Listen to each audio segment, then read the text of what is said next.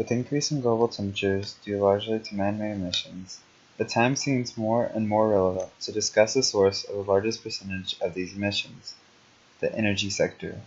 Fossil fuel sources are known to be bad players in this game as they contribute the most to global emission trends. With growing research in renewable energy, sources of energy such as solar panels, hydroelectricity, and wind are becoming more and more promising. However, a new company in Houston is using a process that is pretty new to the market, known as the Allam cycle. The Allam cycle is being used by Net Power in order to produce electricity from natural gas that is cost competitive with other current technologies. If you look at your screen now, you'll see a graph that's pretty hard to understand. So in order to get a better understanding of this, we will look at what the direct benefits are. Well, first of all, the Allam cycle claims to have a zero emission turnout. Within the world of electricity and coal power plants, this is a really small number when considering emissions. So how exactly does the Allam cycle work? The important thing to note here is that this is a thermodynamic cycle with differences varying from the Brayton and the Rankine cycle, which are traditional cycles used within plants such as coal power plants. In this example, the Allam cycle uses high-pressure supercritical carbon dioxide as its working fluid. This is important for the system, and we will see why. First, natural gas with pure oxygen gas is pushed through the combustion chamber. This working fluid then moves on and powers a specialized carbon dioxide turbine to produce 300 megawatts of power. The rest of the working fluid moves on and enters the heat exchanger, which passes heat into the next cycle. The water can also be collected and rest and cooled. The excess carbon dioxide can also be moved through pipelines in order to be served as other purposes, as we will see later on in this video.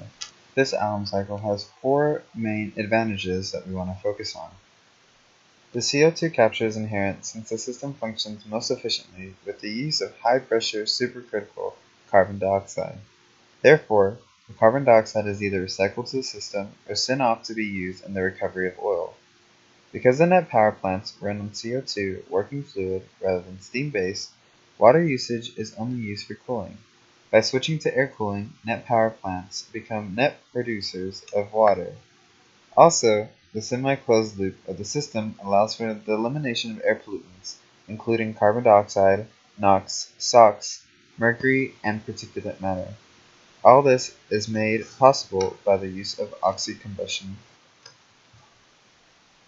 If we look at the normal methods of combustion, such as those used at plant-perished coal, we can see that 4 nitrogen gas molecules react with 2 oxygen gas molecules and methane. This then creates the products of 2 water molecules, a carbon dioxide, and 4 nitrogen gas molecules. However, oxy-combustion is very different. Oxy-combustion, if we go back and think of the Allam cycle graph, we can see that there is actually a gas separator. The gas separator allows us to separate the O2 gas into pure O2 gas. So we have 2 O2 molecules added with the methane. This then reacts to create 2 water molecules plus a carbon dioxide molecule. In all, we essentially only have water and carbon dioxide as our products. This is exponentially better compared to the normal method since we don't actually have the emissions. By this method, we can avoid the emissions of NOx and SOx and carbon dioxide being released out to the atmosphere. In all, the Allam cycle really focuses on this component of the entire cycle itself. So oxy-combustion is essential to the benefits of the Allam cycle. And now that you are an expert at the Allam cycle, you can take a look at this graph and explain it to me because I do not understand it. So, good luck. Bye.